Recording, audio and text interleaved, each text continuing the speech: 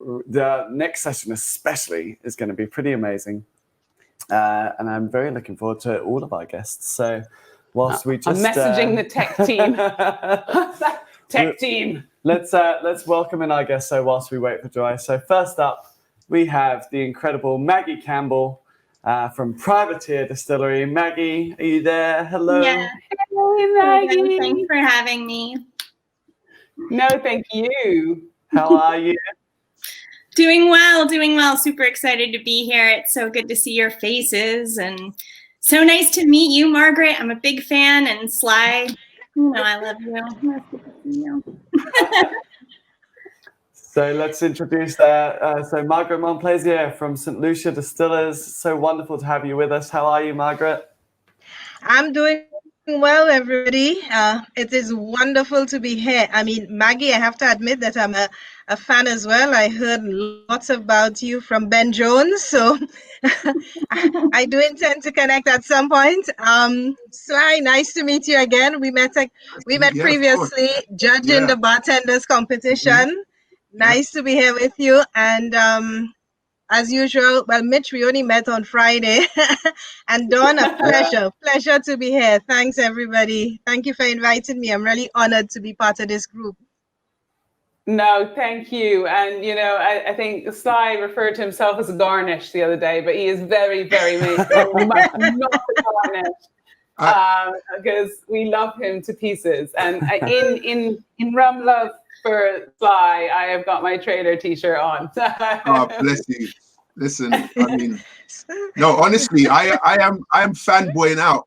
I'm definitely fanboying out. I think from this group here in this chat, and then the group previously, I mean, you can keep George, but the rest of the group, that's all I need.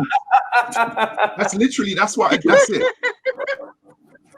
I love it. And, to join the group, we have Joy Spence, who we had the best chat with yesterday, and we love the background. Joy is got the best background ever. Appleton Estate, what I won. Joy, your hair looks amazing. I know. Okay. I have embraced the gray. Since COVID, I've decided I'm not going to poison my head anymore with chemicals. So it looks beautiful. This is definitely the way to go. It looks amazing. You look very powerful, very stunning, very distinguished. Sorry, we're having the bands of the hurricane, so we just had a lightning strike. I'm so sorry.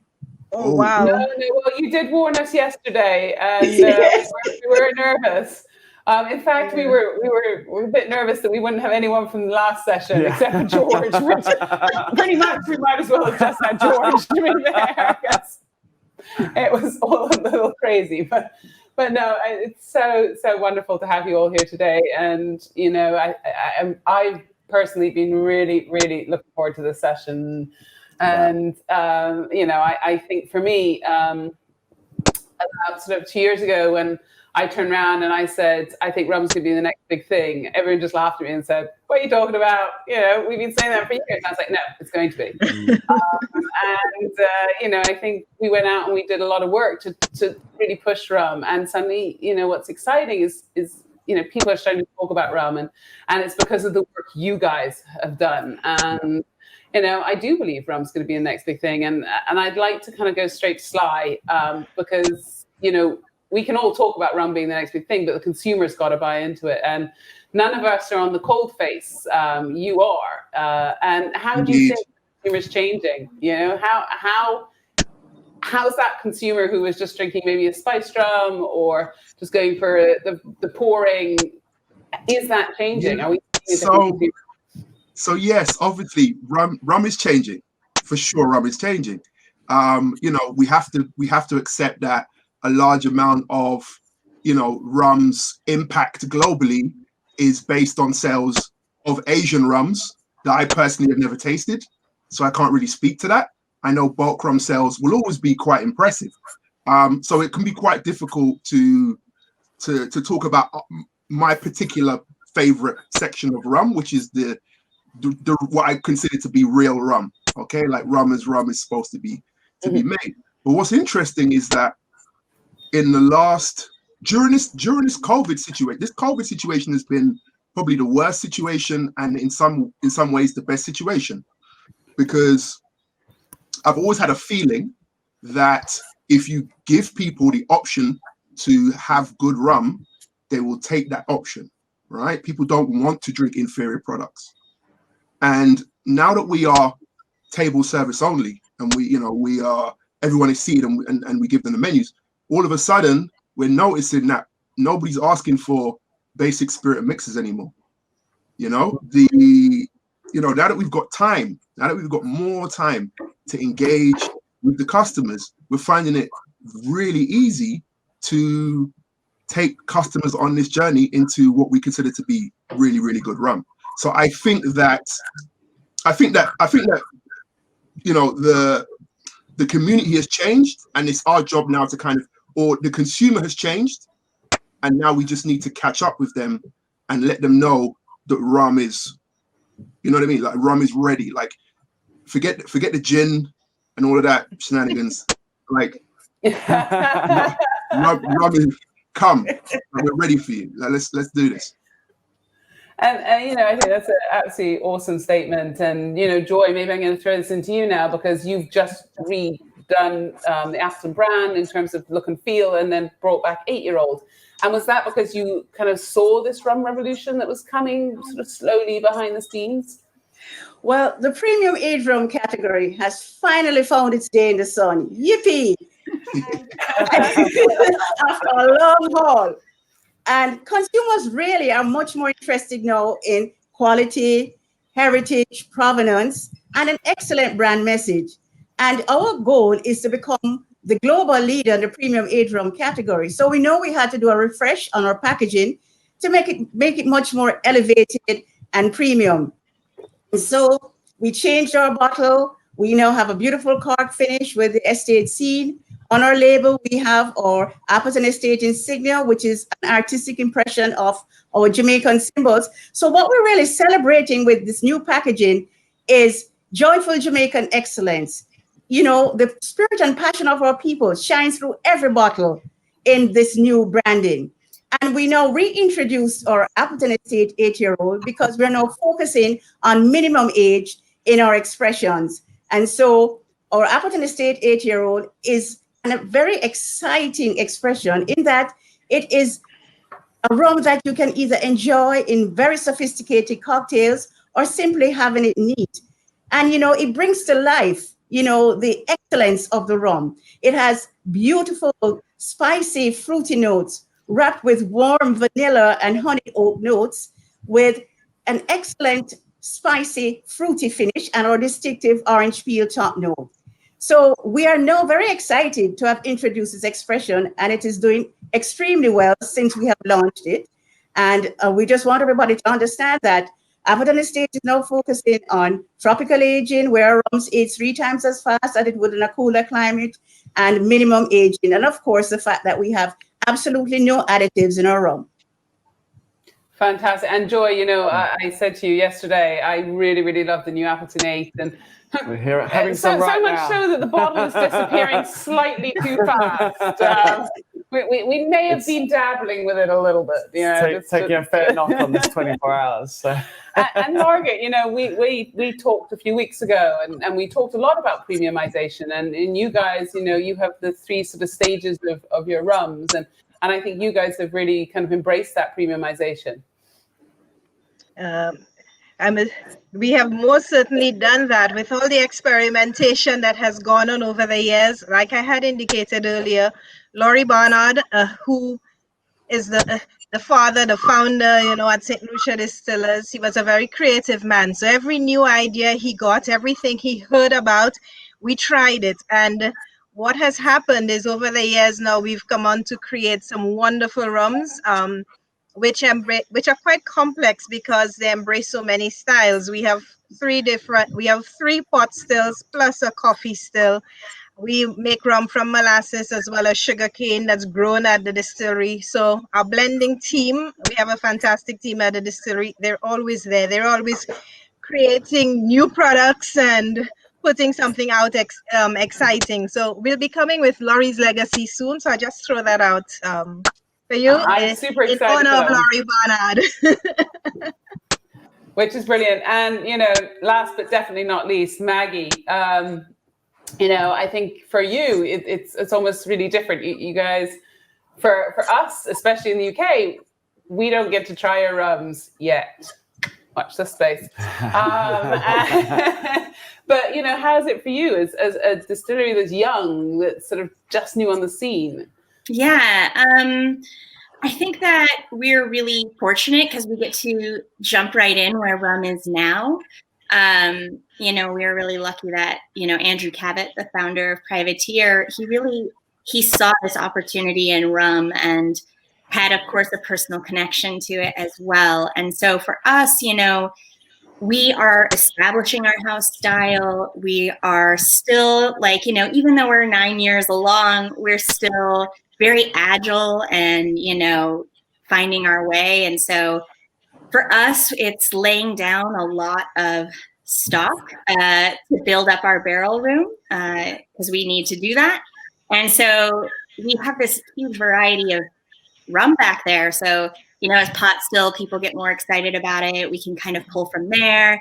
And we're very, very free. We're not, even speaking to winemakers, Don, I know you can understand, when you inherit this legacy of multiple generations, you're living up to so much. And for us, we're really able to just kick off and try what we want to try, see what works, try this batch, try that batch, and kind of find our own way and our own style. And we have always been really focused on, drinking less, drinking better, more, expressions of trying to go for best practices, best quality as an unestablished brand that people are not familiar with. The reason they're going to buy our rum and drink it is hopefully just because it's good. They're not going to buy it because they saw a fancy ad. They're not going to buy it because it was in a movie. It has to be good. So for us, that's been a day one, just our message, because we know that as a tiny, tiny, tiny distillery, that's what we have, and our reputation is all we have, and so we've really just only focused on those types of rum. Our most affordable offering starts, in the mid-20s retail for our white rum, and that's definitely not. Starting 9 years ago, back in 2011, that was a very expensive unaged rum. And so for us, it's kind of always been our focus, this sort of premium style. And actually, I'd like to talk about premium white rum, because what's been a real theme throughout the last, I don't even know how many hours we're on, 13, 14, I've lost track, is this idea of premiumization of white rum. And Sly, I want to sort of bat that back to you. Are you seeing that from people? I mean, we're seeing it from the brands, but are you seeing that from the consumer? Absolutely. I mean, listen, from our perspective, we're going to see it because that's what we dictate to a certain degree. We have the pleasure in this climate where there is so much good rum. I listened to one of the talks that you guys did earlier, and Pete, who I love, Pete Holland, spoke about his history of rum, where he started off drinking Captain Morgan Spiced, or, everyone's got a story. Like all of my rum family from the UK, if you peel them back far enough, they'll start back with a story of them drinking a rum that they're slightly embarrassed by today. Whereas if you walk into the market right now as a consumer who knows absolutely nothing about rum, the chances are, or the options available to you mean that you can actually start your rum journey with a decent rum. You don't have to start rum in this weird, shadowy place that you used to have to do back in the 80s when it was just, this or that. You can have this or you can have that. The options are incredible. Consumers, premiumization has happened across every field, whether it's your iPhone 11 or whatever it is. So consumers want the best. They demand more. They want to know what they're spending their money on. So absolutely, premiumization is a thing. But also, what's really good for me is we have people like the guests that I'm sharing this screen with today, who just can't help themselves but to create magnificent rums. right? So I've got the rums from Appleton from an entry level way up to a super high premium. And I've got the rums from St. Lucia Distillers from an entry level, way up to the super premium. Now I'm upset with Maggie because she still hasn't managed to get privateer properly into the UK. But I think, we're working. Watch this space, Sly. Watch this space. Good. Okay, good. But yeah, absolutely. Premiumization of rum is happening. It's happening a little bit slowly. And obviously, the only potential pitfall that I can see is, the all too thing. We have some, I don't want to get too political, but we have some prospectors, we have some like people that are in the gold rush and they just want to jump in and they want to kind of ride the coattails of these brands that have been making rum when it wasn't fashionable to make rum, when it wasn't, because rum is in a good place right now, but 10, 20 years ago, what in the place it's in now, but these companies were still making rum. Appleton's were still making rum. The Mount Gays were still making rum. So Lucia was making, these places were making rums, right? And now that this should be their time to reap the rewards and the benefits of the hard work that they have put into this industry. And instead, you're getting charlatans jumping on board and just creating all manner of nonsense. And the spiced rum category and the flavored rum category represents a massive part of rum's growth, right? So when we talk about rum exploding and when people say rum is the new thing, I always take that with an air of caution because a lot of what they consider rum is not rum. A lot of these things and it's drinking, but. And you're right. I mean, like I said the other day, I probably posted it on Facebook because kind of I do that occasionally when I get angry at too many products being sent my way. I turned around and I said, what the fuck? Is spiced rum the new gin? I'm getting 100 new spiced rums every freaking day. And you're 100% right. And it's how do you protect that? And Joy, can I bat that back to you and say, how do you, from a producer that's been around and that is really entrenched in their country's history, and you've got such a rich culture, how do you kind of manage that? How do you talk to the consumer about the quality of what you're doing? How do you firmly entrench yourself as Jamaican rum, and how do you protect that? Well, as you're aware, the Jamaica rum producers decided to get a certification for a geographical indicator because we realized that we had a lot of producers making false claims about Jamaica rum when the product really wasn't 100% Jamaica rum.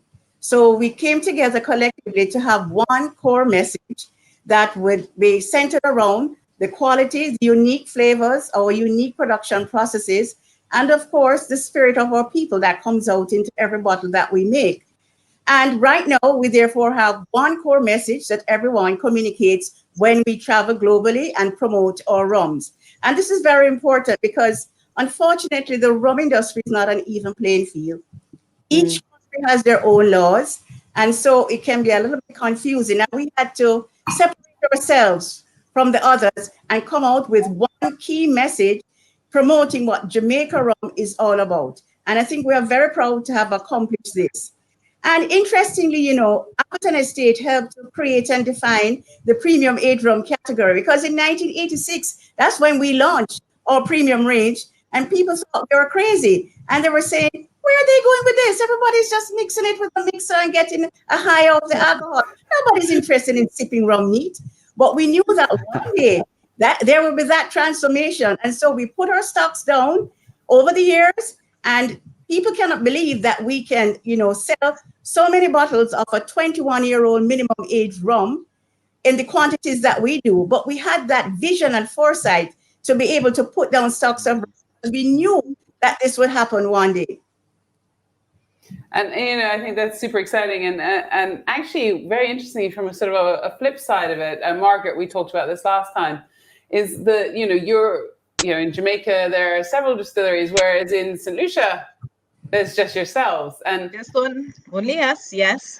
And how do you protect that, or do you want to protect that? I mean, is it important? I mean, would St. Lucia want a GI to protect it, or is it almost irrelevant? Well, at this point, it's not a major issue for us, but protection is important. So we are looking into the GI. We are working with government right now to create our own GI. Our challenge has been, and maybe somebody like Joy would have to help us. Our challenge has been, how do we embrace our blending versatility into our GI? Because we're very much about blending, because we've got such a variety of rums. Our rums are always complex, and that has been our biggest challenge. But absolutely, we're interested in GIs. We will at some point be implementing our own. We're working on it. But at this point, it's not a major issue. We are the only distillery. We know what we make. We know who we've sold it to. So we were able to defend any rum that's out there in the market. So that's our situation now. I love it. Nice and slow. And Joy, do you have any words of wisdom? I think Margaret. Yes, Margaret please. Made a good Yes. point, Margaret, I'm just a few hundred miles away. Maybe we can have a chat. Please. Oh, I need to add in there. Most of my blending team have done your courses through Whisper, and they are in great admiration of you. So they were like, you're going to be talking to Joy Spence? Oh my, oh wow. If we were seeing each other in person, you'd be giving me all these autographs right now. So thank you for training my blending team. Thank you very much. And I love that example of collaboration in the rum world, Yes. and really sort of paying it back. I think that's super exciting. And, Maggie, you're probably the greatest proponent of paying it back. And, I think Maggie gives so much of her time and her energy and everything to this community, which is so beautiful and wonderful. And Maggie, can you talk a bit about sort of what this community means to you, and how this community is going to move forward and really bring this category to where it rightfully belongs, which is above whiskey. I did just say that, Sukhinder. Yes, I did. It's true.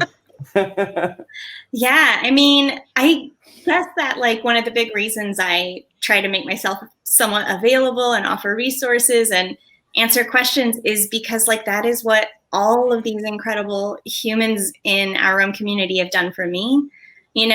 Being from Massachusetts, and especially starting when I was younger, everyone, treated me they took me very seriously, very early. They were always really kind, really, really welcoming. It was so much. I've just been sacked, everyone.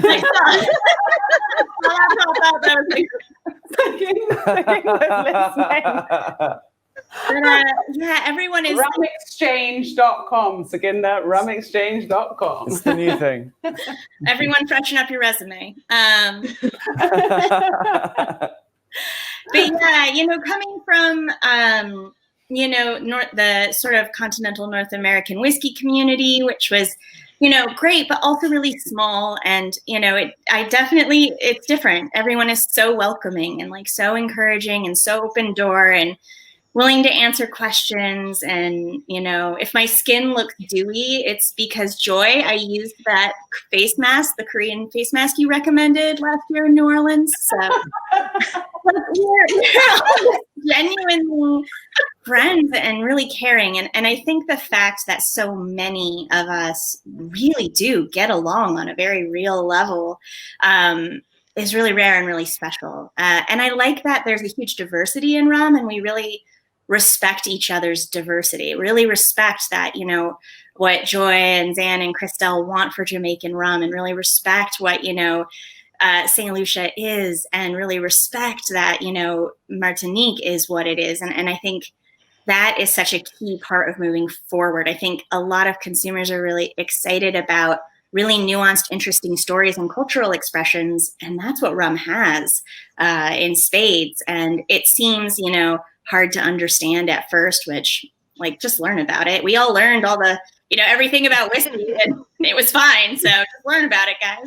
But yeah, I think that's going to be key in moving forward, is really respecting and honoring that. And like Sly mentioned, the threats of when a category explodes and people see an opportunity, but they're not actually in community with that production community, how difficult and hurtful like that can be.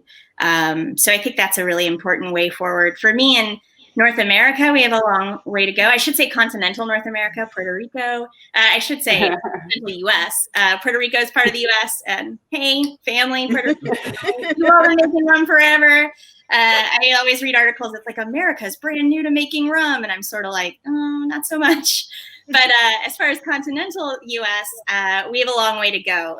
It's a little messy out here. We've got some great people with some great ideas and a tight-knit community, but we have a really, really long way to go as far as growing our own rum production community and respecting, traditional practices belong to a culture for a reason, and it's not ours. And not taking names of styles that have nothing to do with what we're doing and are kind of against how those want to be protected and respected. So we've got a ways to go here still, but I'm hoping that the excitement and the engagement gives us the energy to move forward on it.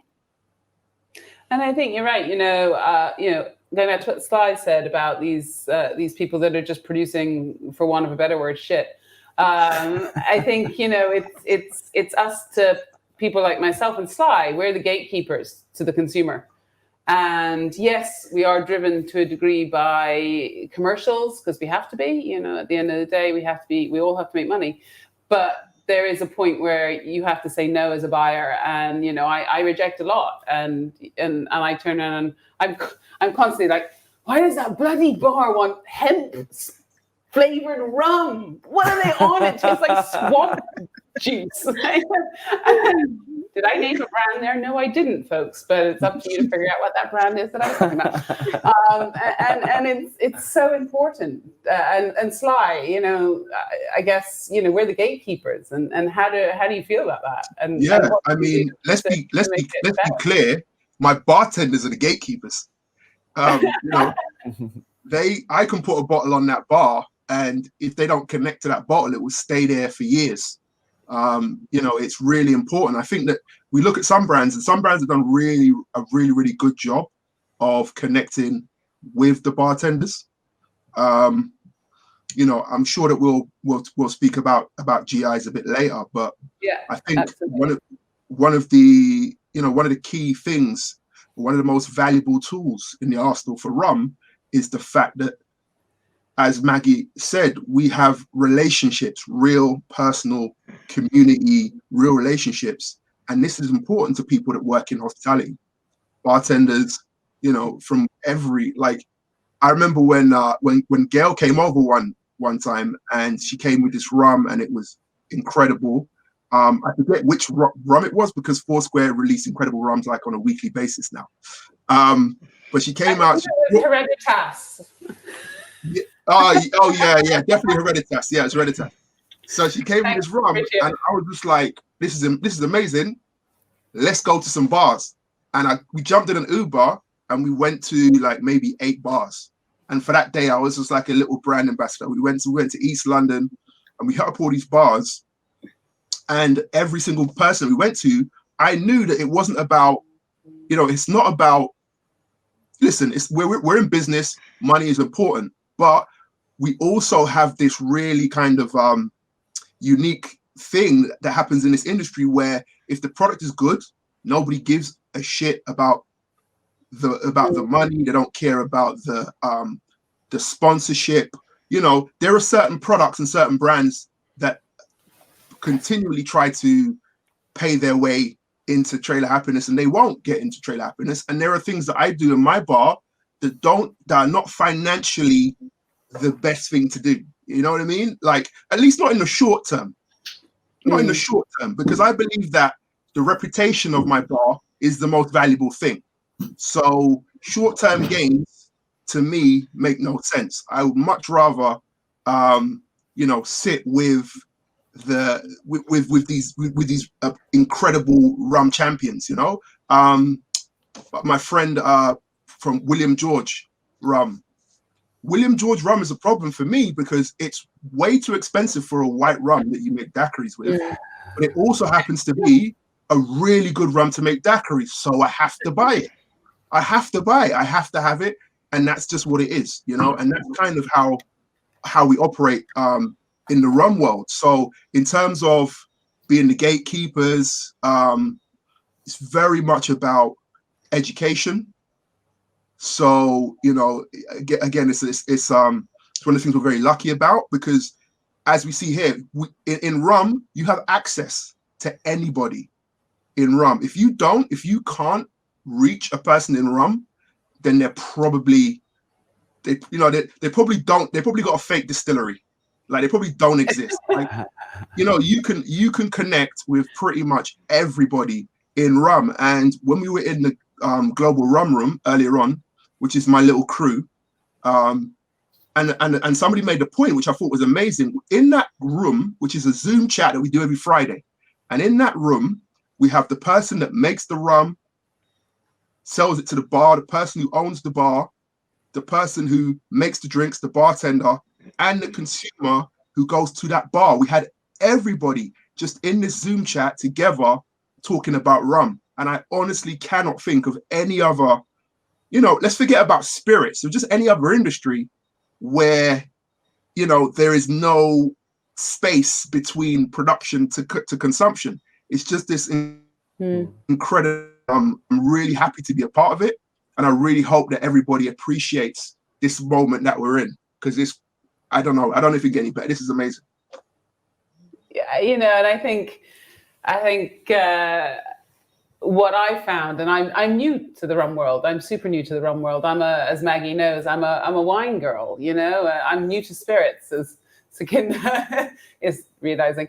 And you know, for me, the reason actually rum took my heart was because of the people, partially. You know, of course, the liquid's amazing, but I just felt that everyone that I came in contact with wanted to teach me something, and that's what I want. And Maggie said it earlier, you know, and Kate's just said it there. Rum friends are the best friends, and you know, it is about that connection. And Joy, I want to throw this up to you. How can we educate the consumer, and how can we bring people in to our world? You know, because I think we're very lucky. We're in a different sphere, but how does that consumer get that love and that passion? Well, for Appleton Estate, you know, we have been doing a lot of consumer education globally, and we find that is where we can get right to the heart of the individuals, for them to understand what the category is all about, what makes Appleton Estate so unique and different. And the only way is to get close to the consumer, have good relationship, and, you know, education. That is the way to actually become successful in the industry. You cannot have a standoff attitude. You have to share love. You have to be passionate about what you're doing. And you have to let people understand the intricacies of your processes of what makes your rum so unique and different. And we have been doing this for at least 30 years now. I've traveled everywhere on the globe doing these promotions where consumer education, speaking to influencers, speaking to consumers, people, bartenders. Sly has been around me for a very long time, and he's such a wonderful person, you know, promoting our product. And it is just education that is really, really going to make you a success, and to get that message out. And you know, you're such an amazing ambassador for Appleton, and I think, you know, all of us that have talked to you and met you are immediately inspired, and yes, the Queen of Rum here right now, which makes me slightly nervous and scared all at one moment. But you know, you're right. Education is so vital. And actually, Margaret, for me, you know, I remember when we were talking, you said, "I never do this, but you should." You got me so interested into St. Lucia, because I was like, I didn't know that, and you know, and it'd be so awesome to have someone like you. We need more women out there, and I'm gonna say it, you know, out there just fighting the cause and bringing more women into spirits, not into rum, into spirits, because you know, I don't want another example of Cardi, dare I say it, plume. which I also have a bit of a rant on Facebook about as well, talking about how women like low ABV and no flavor except for some flower petals. I mean, my neck are strong and hard. And Margaret, you know, how do you kind of engage with the consumer? How are you guys going out there? Because we're definitely seeing chairmans and St. Lucia out there a lot more than we ever have done. Well, we're miles behind Appleton, obviously, with this, but very much like what Joy has expressed, it's about getting direct one-on-one contact with the consumers. What we have found out, I mean, there we were all these years producing rum. We never saw ourselves as anything wonderful or special. We did it because we loved it. We were driven by Laurie Barnard and his passion for rum. And so there we were making all of these rums. And it's only until, I think I did mention it to you previously, we got that first visit of bartenders who came to St. Lucia and suddenly wanted to know our story, wanted to know who we were, wanted to meet the people, got into the fields cutting the cane, you know, and tasting in the lab and all offering to join our blending team because they all thought this was a wonderful job. And it's when we realized that we have a story. People actually love our rum. We've been doing great things, and there is an opportunity out there. So that's where our focus is going to be on, really having consumers come visit us, come connect with us. I mean, COVID obviously has put a halt to some of those plans, but I must congratulate you and Mitch on initiatives like this. I know there have been a number of Zoom sessions and so around. And, you know, this is getting the message out to consumers. They're meeting us one-on-one. We're going to be, you know, engaging with our team in the distillery. It's not about me. I know very little about making rum, but I know how to drink it. And I'm having my glass tonight while we sit here. But that's what we're going to do. It's the only way. I mean, rum is a story. It's a history. It's there's just so much. And let me tell you, I mean, I've been in it for 35 years and I love it. And I'm so happy to share the story now with everybody. So folks, come to visit St. Lucia. And that's amazing. And actually, you know, let me kind of bat this back to sort of that sort of idea about how, with so much tradition, and both Joy and Margaret, how do you then innovate as well? You know, how do you hold on to tradition but yet innovate? Because, like as Maggie said earlier, you know, for her it's easy to innovate. She can just do it. She's still young. She's still playing. And me and Maggie are talking a bit later on tonight about kind of the whole New England, and I'm super excited for that session. But how does Appleton and how does St. Lucia? How do you balance that moving forward with the tradition of holding on to what makes you, Joy? First of all, we have such a large stock of very old rums. We have great flexibility, so we can maintain the traditional processes while coming out with limited time offerings from very old rums, which is really a new category that is of interest to the consumers, because since we have, you know, with limited time offerings for the past, say, 5 years, we have noticed that within 2 to 3 weeks, they have been sold out. There is just this thirst for limited time offerings that with very old rum that I notice the consumer now wants and appreciates. But we're still maintaining the traditional processes for our existing expressions. But I'm very excited about innovation. And so we have, you know, a long list of products to come out and a special surprise in October this year. Something big. Okay. You don't want to tell us now? I mean, we're all listening. We're all listening. Any teasers? Yes. Come on. As we say in Jamaica, soon come. Soon come. Okay, can we kick everyone off? Come off Facebook, everyone. What stays in this room stays here. We already know that Mount Gay is producing a podcast. I'm joking, we don't know. We're just guessing. But any it's really teasers? historic for Appleton Estate, I'm telling you, historic. Wow. Oh, wow. Okay. Campari, anyone from Campari listening? I would like the exclusive on that for the UK. Thank you very much. Better do business at the same time as working, hey. and Margaret, what about you? I mean, you guys. It's not different for us. We're a very small distillery. We're tiny. We produce 1 million liters of alcohol a year, but we do have 9,000 barrels put down because we were always just trying new things and making new things. So we do have our core brands.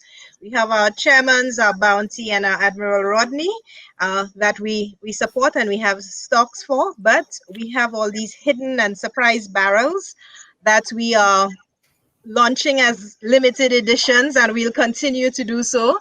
We're also looking at things like cross spirit arrangements. For example, we had made an arrangement with a beer company and another one with a whiskey company where we exchanged barrels and did different finishings, and so we're able to manage that along with our core products, never of course neglecting your traditional core products, but always looking for something new and exciting just to give consumers a taste of something that's out there. And just as Joy has indicated, whenever we do the limited editions, we find actually they're absorbed very quickly. People respond to them and they disappear off the market because obviously our quantities are quite small. So we have been able to manage, and we will continue to do this because that's really our strength. Our strength is in blending and creating new and different blends, and always ready to try something new. That's us. And Maggie, I guess I'm going to come to you on this from a totally different perspective. How, as a new brand, do you create tradition? What's the starting blocks, and how do you become an institution? That's you already are, Maggie. We love you. I would love to know. For me, it's making sure it's so much. It's making sure that we avoid gimmick. Part of innovation, like the far extreme of that, can become gimmick. So making sure we avoid that, making sure we are constantly growing our connection and community and going deeper in the rum world so that what we express as ourselves is really authentic. I'm very lucky that my distilling background taught me certain techniques and ideas and philosophies, especially my background in wine. Being really passionate about sort of these minimal intervention, authentic style wines that really marry being made within like a cultural structure while also utilizing what they know that's new that offers, elevating, and just being able to see so many experiences with that in wine, and being able to understand like how do you gracefully kind of carve out your own signature within like a broader community. And just making sure that we really kind of, people are always asking us, do you guys use dunder? And I'm like, that's not authentic to like me. If I used it, I'd call it backset because that's what it would have been here. But like these ideas of like, we're not trying to recreate what's in the Caribbean. What's in the Caribbean is amazing. The stocks that, these two women maintain and work on and craft with is unbelievable. I'm not going to do what they do better than what they do. So kind of making sure that we do our own thing and have enough confidence in ourselves, but also are willing to listen and learn and adjust. I talk a lot about like co-creation. It's not ever that we just make one thing ourselves on our own. We're always listening and hearing and getting feedback, and we don't just make exactly what we want and poof, it comes out in the world perfect. We're confident, we have a sense of who we are, and we have our healthy boundaries, but we're also talking to Sly about, what does he want to see that he hasn't had? And does it then, of course, map over Privateer's house style, which as a no additives, no filtration distillery that's always going to age in, larger casks, like 53 gallons, 200 liters, and larger, and for a minimum of 2 years if we're going aging, it needs to fit our philosophy. It can't just be like, whatever. You have to have a sense of self, but then being willing to, be in that community with everyone and respect what's not yours and try to find what is yours. And it's just a constant, getting ideas, journaling them out, talking with the team. Sometimes it's like a moment of inspiration and we get really excited, like Rum Glow, that Sly inspired. And then sometimes like a really hard fought, long process. We are like, our New England Reserve rum, we want to have a 2 to 8 year old blend. We want it to be, in this house style and express this type, which of course, going back to wineries, like you have the winery and then you have the first label, the second label, the third label. What is it trying to do? How do you select casks for that? How do you bring up that stock to become that while also keeping like a good versatility in your warehouse? As a distillery that has just under 1,000 barrels, we're tiny. We're small. Yeah, Margaret takes your 1,000 barrels and raises it quite somewhat. Yes. Yeah. And that's so true. And I guess, both Maggie and I are very much part of the wine world in just sort of, and it's been something that's probably driven both of us quite a lot. And, and probably our approach to tasting and our approach to looking at terroir. And, we have to talk about terroir if we're going to talk about a sense of place. And, Sly, is that something you touched on it earlier, but I think, now's the time to bring it in is what does that mean to the customer? Does it mean anything?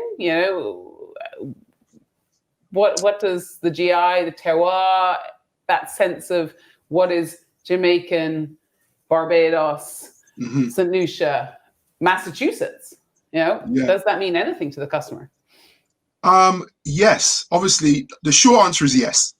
The long answer is obviously, Thanks, we have a very broad demographic of customer at Trailer Happiness, and it's something that I'm super proud about, is the fact that Trailer Happiness is a bar that, while it is very much a rum specialist bar, somebody who's never had a rum in their life will still feel comfortable walking into the bar and can have a great night and a great time without having to, feel alienated or like they're not part of the family. Now, if they happen to like rum, they're going to have an infinitely better time at Trailer Happiness, obviously. But yes, GI is super important. Now for me, the one thing that GI does is it clears the space. So if you imagine when you spoke about it, Dawn, about the incredible number of rums that you have to taste through and you have to do all of this kind of stuff. And, I did a rum tasting recently, and I had to taste 141 rums. And of that 141 did you drink it or taste it, Sly? Did you drink or taste? I think clearly all heard drink. I draced it. It was you know what I mean? It was like some of them definitely got spat straight out, and some of them, they got a couple of sips. But spit or swallow, Sly. That's what we're asking. But we're wading through all of these products, and if I'm perfectly honest, we shouldn't have to waste our time having to discern or figure out by taste that this is clearly not a Jamaican rum, or this is, what I mean? Like we shouldn't have to mess about with this, with these things. We shouldn't have to Google to find out how much sugar is in a thing, or we shouldn't have to, like find out if this is aged tropically. Like having GIs really enables us to do our job better. And if we can do our job better, then the consumer is going to get a much better experience, and the consumer has a much better chance of understanding what it is that they like, because this is the only thing about, it's almost like, it's almost like, imagine if you're scrolling through Instagram, right? And then you see something that you like, you see a post that you like, but guess what? Your phone battery dies. You're never finding that thing again. Like, you can go back on your feed, it's gone. And how do you find it? You can't find it. And I think one of the problems that we have, if you don't have a GI, it's a lot harder to find, to go back to that place, right? So if you say that you like, if you say, oh, I had this rum, blah, blah, blah, you know what I mean? Like, if you like humming a tune, you don't know the words, but you hum it to me. I'm supposed to be able to go, oh yeah, I know exactly what that was. Let me give you this or whatever. But the way that the rum is without GIs makes it a lot more difficult to kind of have these spaces, right? And again, I'm not saying that it's not just as simple as saying, you know, Jamaica's going to have a GI, so therefore, if you like this, you're going to like that. Because within Jamaican rum is a massive amount of diversity, and you may not love every single style of Jamaican rum, right? But what it does is it just brings it down to a much more manageable space for us, you know, and for my bartenders to be able to have that conversation with the consumer. You know, without GIs, you can't even get to terroir. You can't even entertain those kind of conversations if a consumer doesn't understand the basics of GIs and doesn't understand the basics of why a thing is what it is. I think for rum we're away. Enthusiasts, absolutely, you know, and we have an amazing following at Trail Happiness. We're very lucky. We're very, very lucky that we have a lot of support from the enthusiasts, from the rum enthusiast community. But, you know, for the general population, for the general consumer, it's really difficult to explain what's going on if we don't have any clear definitions of what exactly we're trying to sell. And I think that's such a great point. And as I'm a sommelier first and foremost, and you know, when I used to go to a table and ask a customer what they wanted, I did it based on two things. I found out what wine they liked, and if they said to me, "I love a Barolo," then I'd know, bam, bam, bam. Okay, I'm there. I understand what they want. I can deliver. Or I based it on flavor, and often flavor was linked to style. And you know, when we've looked at our kind of classification on the Whisky Exchange, we've looked at it from 2 points. We've looked at it from a perspective of the Luca classification system to a degree, but also by flavor, because I think that's also how a consumer comes into it. And if you give them a flavor profile and an understanding of where that flavor profile comes from, then you can definitely drive them into a region, and that's how it works. You know, I know what Barolo tastes like. Barolo tastes like, Mitch, what does Barolo taste like? Mitch had Barolo the other day. I was like, Mitch, this is what Barolo tastes like. But, you know, how for you, Joy, you know, how much does what Sly says resonate with you, and how important is that whole idea of transparency? You know, you touched on it earlier, but, you know, how much for you is really bringing that home? Well, for us, you know, as we say in Jamaica, we're all now singing from the same hymn sheet, you know, so we're giving one core message for Jamaica rum. And this is that we have rich, full-bodied, unique flavors in our rum, irrespective of the style of production. Jamaica rum is still unique in its flavor profile, and our production processes. And so we have a common thread among all our producers as to what Jamaica rum should really represent. And it's very important. And then when you have your geographical indicator, then when you go and speak about your brand, you can now talk about the terroir, because, for example, Appleton Estate has the most amazing terroir. You know, I've been going there for over 38 years, and every time I come to the top of that hill, I said, this is like paradise. This is the most beautiful place on the earth. And just because you see this massive expanse of lush green sugarcane surrounded by these unique hills, karst hills, and every day at 2:30 we have rain. So we don't have to have any form of artificial irrigation at Appleton. People don't believe until they actually come and visit and realize they have to go armed with an umbrella after 2:30, because we just have daily showers of rain. And this is perfect for growing our sugarcane and actually producing these unique flavors, you know, in our varieties of sugarcane.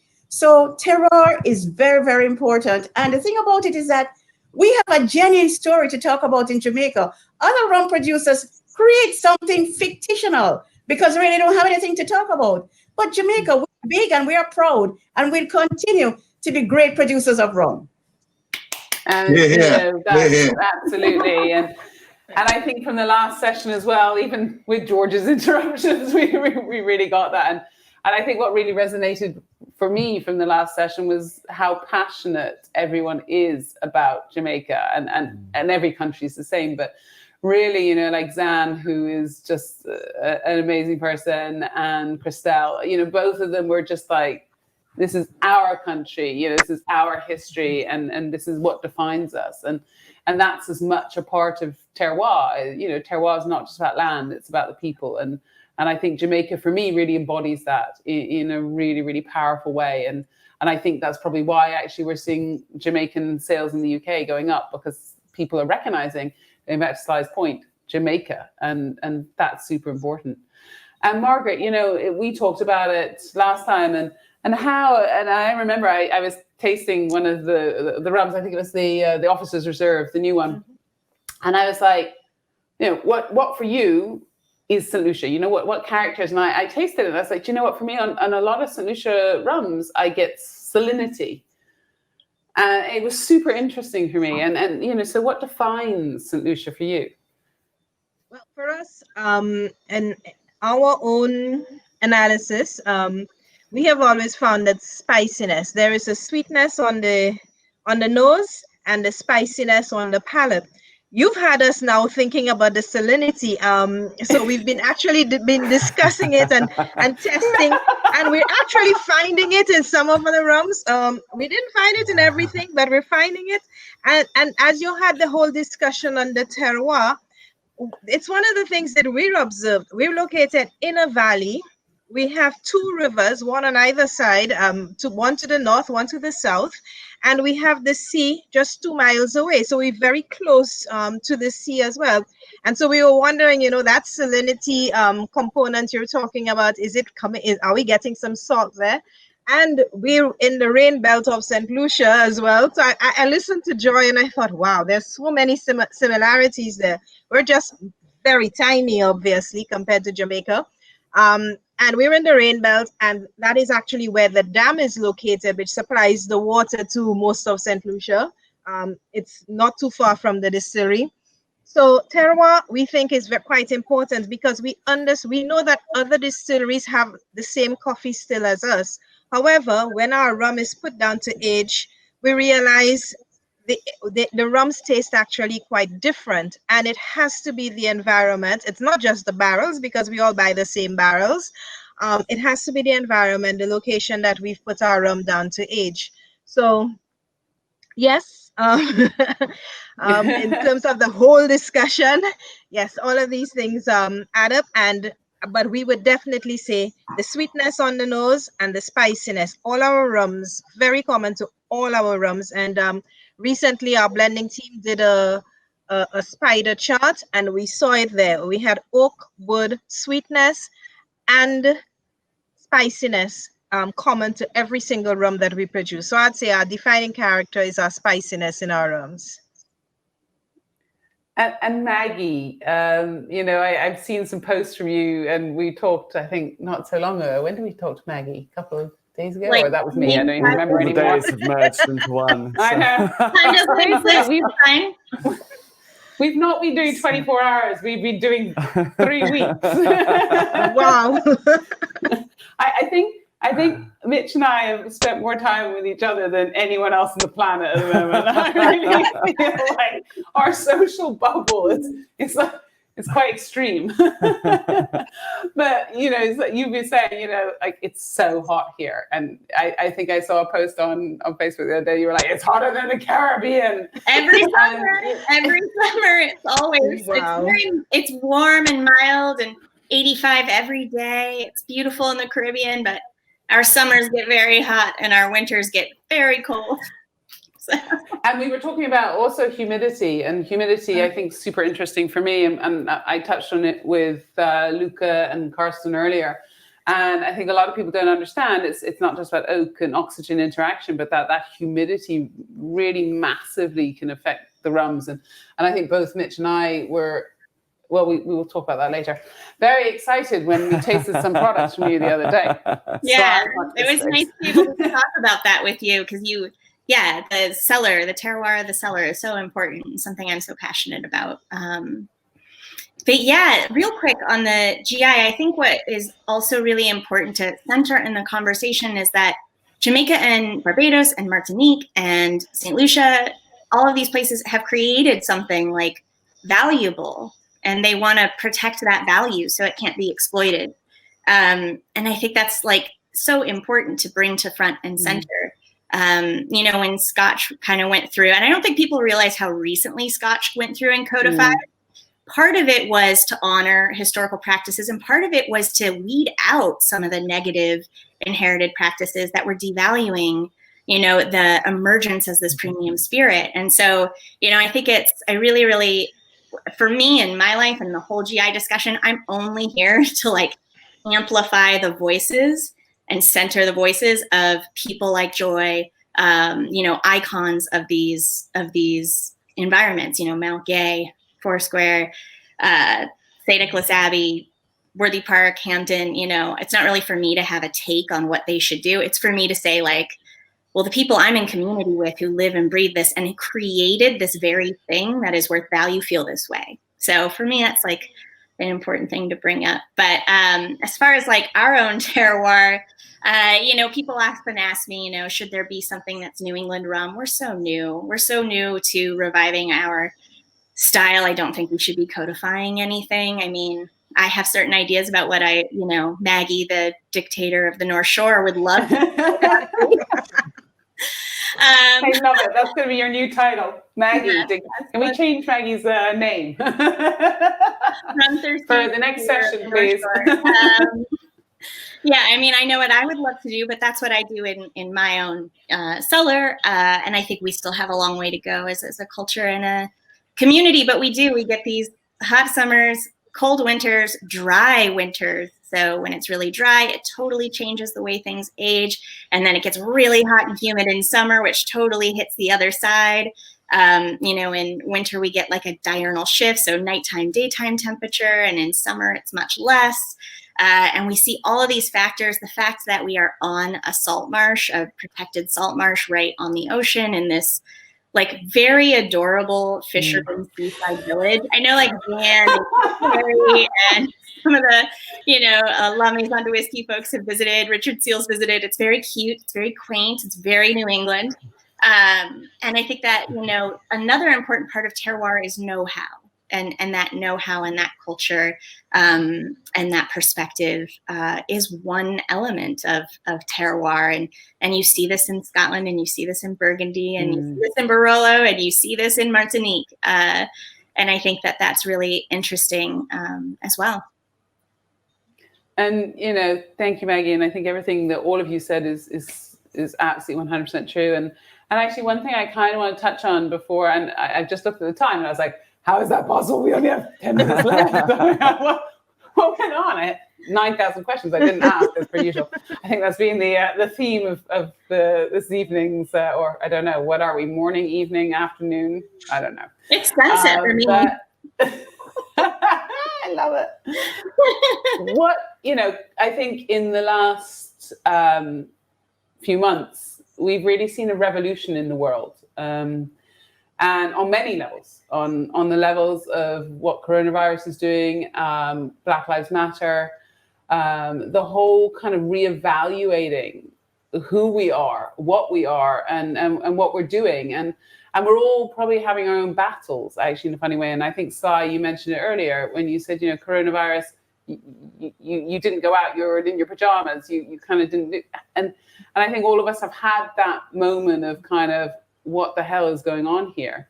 And how do you think that's changing who we are and what we are as a community? And also, as how do we move forward from this time that is so difficult and so complicated, and no one really, everyone wants to talk about it, but no one wants to talk about it. And, Sly, I want to bat that back to you because I think the tiki debate is quite interesting in that whole thing. And I know we've got very short time. We've got Chucky and Sergio later on tonight, which I think is going to just go horribly pear-shaped. You're just going to throw the whole tiki thing at me, right? Just at the end, just catch me off guard. I just want to kind of know. Which is fine because so a young woman, Mariah Kunkel, probably just ruined her name, but anyway, right. So I watched the talk. So it's a very unusual position to be in for me personally, where I have to entertain the idea of being a cultural appropriator or somebody who is being insensitive to other people's cultures. But this is the reality. And thankfully, this whole COVID lockdown has given us all pause to really listen. This has been one of the beautiful things that's happened in this time, is just to like listen to yourself, you would like listen to your family, listen to other people, just really stop, sit down and just pause and think about what's happening. And I watched a talk recently about tiki, and tiki has given me so much. I've met some incredible human beings through this industry, through this kind of subculture, and I have a lot of love for it. At the same time, there is no doubt in my mind that a lot has to change. Just as an example, I watched that YouTube, I watched the live stream and then immediately went to trailer and threw about 7 tiki mugs in the trash. That had been there like unbothered for over years. They'd just been there. I'd never seen them in that light. So yeah, COVID has really opened my eyes, and I feel like, for people, it's you look at Black Lives Matter, and I think that a lot of people, a lot of my white friends, who have looked at this during COVID, have seen it in a way that they weren't able to before. Whether that was just they didn't have time to really focus on it, but I've seen a willingness to learn and a willingness to listen that I have never felt this. I've never felt. There's always going to be idiots. There's always going to be, people who just live to be contrary. But just on a general sense, I've never felt so much kind of so many people in trying to move in the same direction and trying to understand, what ultimately how we can be better, and that has filtered through every single aspect of my personal life to my professional life, to Trailer Happiness, to what I want Trailer Happiness to be going forward. I wrote an article for a magazine that got published yesterday, a little industry thing. And one of the points that I made in that is that for me, Trailer Happiness closed permanently in March. When COVID closed Trailer Happiness, that bar closed and it will never open again. The bar that you see now is something different. And it's what I want it to be in this, I'm not going to call it the new normal because I hate that statement. It's really stupid. But, in the reality that we make for ourselves, I feel like we are in control. You never ever feel like you have any control of anything. But in this moment, I genuinely feel like we have a small amount of control and we have to make it count. Like we can't just slip back into the comfort that we were in before. We need to make those changes. So whether that changes, getting our GIs, you know what I mean? Like getting things clear, well-defined, like whatever incremental step forwards we can make, we have to make them. I don't know if that absolutely. So no, you nailed it as always. And, and I think what you said it resonates with all of us. And Joy, what are you going to take forward and how do we learn from coronavirus and all the things that are happening around us? What does it mean to you and Jamaica? Well, first of all, it gave me a lot of time to reflect. I noticed that persons much more family time. I would walk by the park and you would see the fathers playing tennis with their sons, whereas because they had to go to work and a lot of them working late, there was no quality time. And so it created quality family time. What it also did for us as a country is that we got together, we became more united in helping the less fortunate.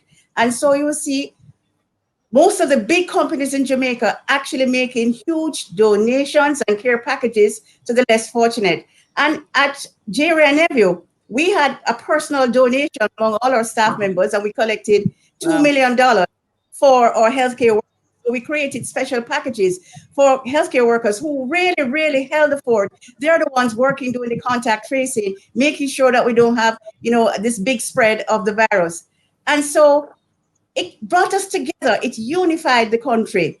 And, you could see the caring of Jamaican people and how we recognize that we have to help people who are less fortunate because, it is a time where persons have lost their jobs and people just needed strong support. And I have to say kudos to the companies in Jamaica who have come out and have actually contributed to the country and to help persons in need. And so for me, I have to say personally, it's the first time in my life as an adult that I was told I could not leave home for 4 months. Released from home prison like 2 weeks ago. It was crazy. And I said, my God, my mother used to tell me You're grounded. Joy, you're grounded. You can leave for 1 hour for the day to go and get your medication filled or something. It's a good thing. I have lots of orchids. I have lots of apple that I can drink, and that people can come and visit me like social distancing, because we could sit for social distancing. But it is a period of time that I have never thought I would experience in my lifetime. But there's always gold at the end of the rainbow. And we have been able to communicate in a very different way because, we couldn't travel. And so most of my time was actually spent on a plane. How else are we going to get this message across? So we had to think outside the box. So I had teams coming here doing videos at the back of my garden, everybody in masks, still spending 6 feet away. Doing a lot of virtual tasting. People said to me, I spoke to one journalist last week. He said, how do you do a virtual tasting? I said, it's easy. Just send the rum to them and we taste over the TV. Right? And so it really made us more unique and creative. And I'm just giving, a prayer for those countries that are having this, widespread of the disease and persons being hospitalized, and they're in my prayers.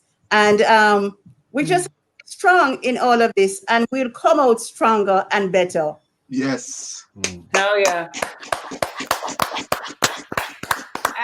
And I kind of want to throw Margaret, Maggie, both of you. We've got three minutes and 25 seconds. I'm very stickler for time. Margaret. Give me 1 minute each. Margaret, what does it mean for you? With regards to COVID, we've just had to, the main thing was that our company had to step up to the plate. And we've had to channel sometimes up to 20% of our rum production to create alcohol for fighting COVID. Because if we had not done that in St. Lucia, the hospitals would not have been able to operate. The business places. So St. Lucia actually only closed down for 2 weeks maximum.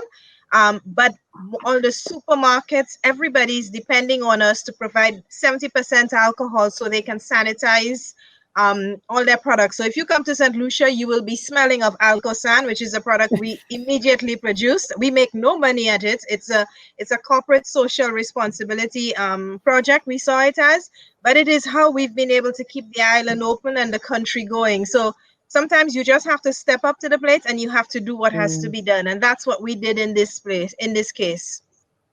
And and I love that, step up to the plate. And I think all of us have had to step up to the plate. And if we didn't step up to the plate, we were going to sink. And Maggie, I want you to kind of come in because I know how passionate you are about basically everything in life, but especially these kind of things. Yeah, I'll like try not to get too sad, but yeah, I mean, Privateer Queen Share became sanitizer for our hospital and our local pharmacies, as well as in Boston. You know, we've experienced real loss at you know, in our community and at our work family, and it's been really hard. But we love you, girl. I'm sending you a virtual hug. Yes, lots of hugs. I felt like a really intense new sense of like my responsibility with Andrew Cabot at Privateer, taking care of our people. And then also in and among the distilling community and our community at large, like I didn't realize how many people were going to call me for like advice or just to hold space for them while they processed or ranted or went through whatever they were going through as a leader at their business. That was, you know, it changed how I saw myself. And then, of course, you know, I've been channeling a lot of energy and effort into a lot of, you know, I'm very passionate about being socially aware and doing the work and, you know, hosting the Treacherous Water show with Ashton Berry and doing my distillery Ask Me Anythings every Friday. That's been like amazing to connect with so many distillers across the globe and just answer pretty technical questions, just open on the internet for anyone to see, which wouldn't have happened before. Yeah, I guess for me, it's just been that social change is very real. And I feel different now. And I've loved seeing the people who've been touched by these really painful experiences and really serious losses to begin to position their lives from a place of care and consideration and community and support. And it's been really transformative for myself and so many people. And I think from all of that loss, we've gained something in addressing these issues. You know, when the grind stopped, we could take a look around, and what we saw wasn't really okay, especially here in the U.S. Thanks, Joy, for praying for our country that is not handling it. And you know, we looked around, and it wasn't okay. And I appreciate all the work people have done to no longer just go along with it or just go to like just do the next thing the next day and forget about it. It's changed people and for the better. I 100% agree, and I think that's the most awesome way to end. And you know, for Mitch and I, it was about bringing people together because I think all of us have probably struggled a little bit at this time in some shape or form. And so, you know what? Cheers to you guys, and thank you so much for joining us. It's been probably the biggest honor to have you all here, and honestly, from the bottom of our heart, we love you all. Maggie, I love you. I love you, Sly. Maggie, look, Maggie, I want a book. Hi, Maggie, Margaret, Joy.